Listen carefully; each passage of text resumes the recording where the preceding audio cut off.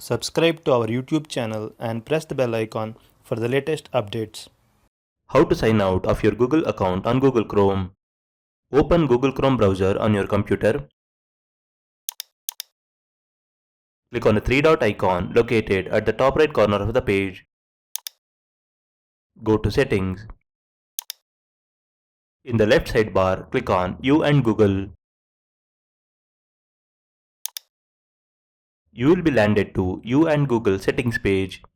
On this page, you can find that one of your Google account is synced to Google Chrome.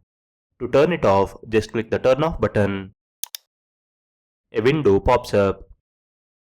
Here, don't select the box that says Remove bookmarks, history, passwords and more on this device. Leave it unchecked. Now, click Turn Off again to confirm. That's it, you are signed out of your Google account on Chrome. This is how you can sign out of your Google account on Google Chrome. Thank you for watching.